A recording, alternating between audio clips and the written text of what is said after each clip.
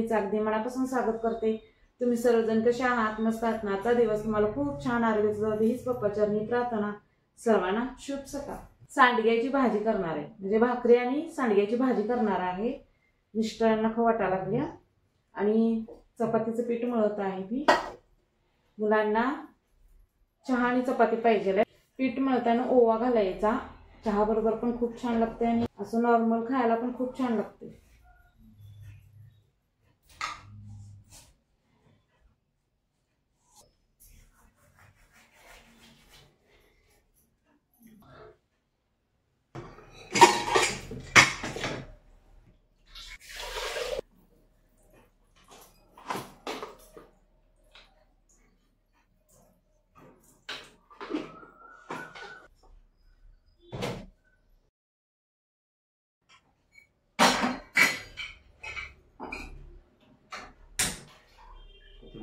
चांगलं मस्त घट्ट कर। म्हणजे काय, म्हणजे सुक्क डाळ घालून पाहिजे असं रबरबीत पाहिजे का रस्सा पाहिजे? दोन्ही बी चालते। रस्सा चालते, भाकरी संग कुस्करून नाही, त्याला लई पातळ रस्सा पातळ रस्सा करू नको, तेवढंच रबरबीत। चला आता सांडग्याची आमटी करणार आहे। इथं मी सांडगं घेतलेले आहेत। फोडणीसाठी इथं मी कांदा, टोमॅटो आणि लसूण आणि कोथिंबीर अशी चेचून घेतलेली आहे। कढई ठेवूया, गरम करूया। इथं कढई पण ठेवलेली आहे। कढई छानपैकी गरम झालेली आहे। सांडगं की नाही छानपैकी भाजून घ्यायचे।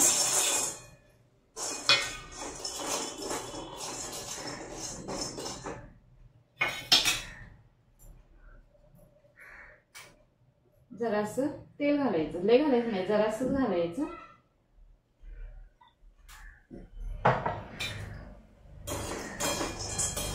छानपैकी भाजून घ्यायचं।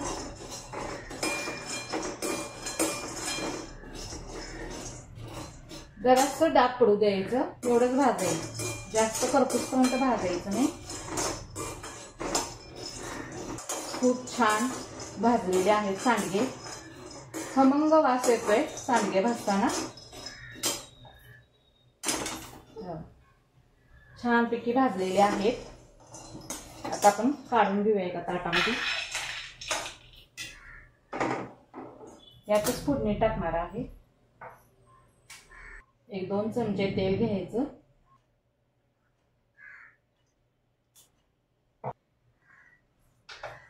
तेल गरम झालेलं आहे, त्यामध्ये मोहरी घालायची,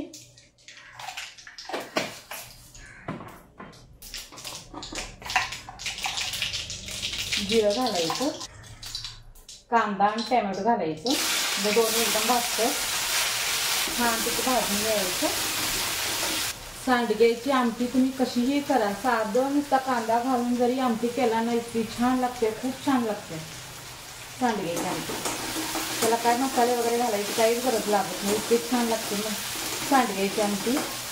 कांदा आणि टोमॅटो लवकर भाजू दे म्हणून मीठ घालायचं चवीपुरतं।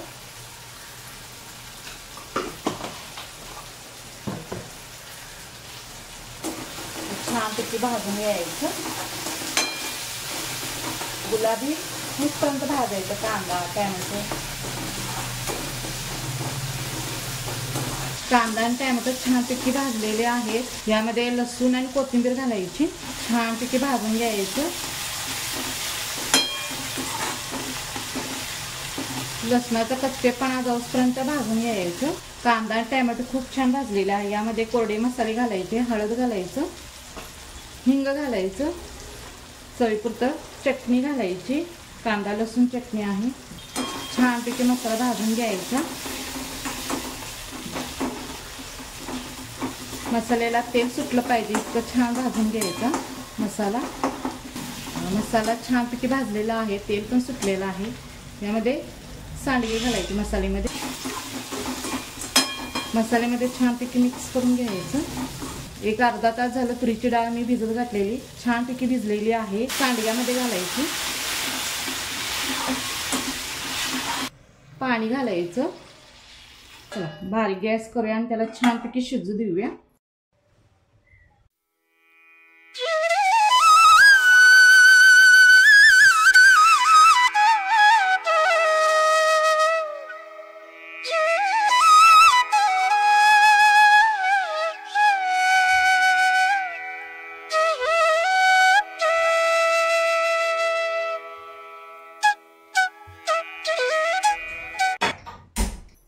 भाकरी करणार आहे, कारण मुलांच्यासाठी चपात्या केलेल्या आहेत. त्यांना झणझणीत सांडग्याची आमटी पाहिजे होती, केलेली आहे. शिजायला लागले तोपर्यंत मी भाकऱ्या करून घेते. पीठ ताजं असलं तर सुद्धा मी उतवणी घेतच असते.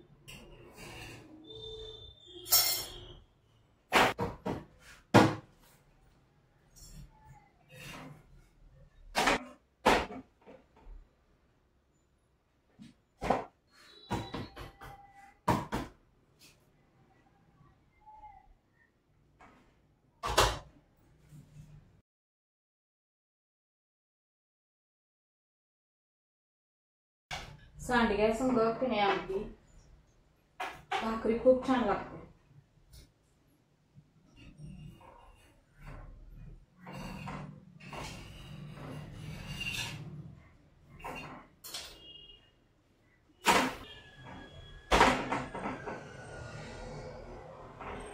चला ताई, आता इथंच व्हिडिओ सेंड करते. हा जर व्हिडिओ आवडला असेल तर लाईक करा, शेअर करा, सबस्क्राईब करा. पुढच्या व्हिडिओमध्ये भेटूया. सांडग्याची आमटी आपली झालेली आहे. झणझणीत सांडग्याची आमटी झालेली आहे. असंच पाहिजे मिस्टरांना. लई पण सुक्क नको आहे, लई पण पातळ नको आहे. लगेच शिजत्या, त्याला काही वेळ लागत नाही. शिजलेली आहे मस्तपैकी. झणझणीत सांडग्याची आमटी झालेली आहे. चला आता गॅस बंद करूया. आज मिस्टरांच्या आवडीचं केलेलं आहे सांडग्याची आमटी. तेवढंच रबरबीत केलेलं आहे आणि झणझणीत पाहिजे त्यांना, झणझणीतच केलेलं आहे सांडग्याची आमटी मी.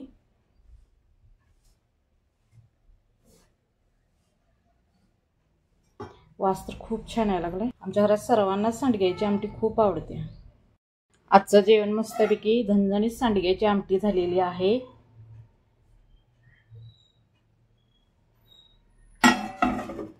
आता मी खारं वांग केलेलं आहे.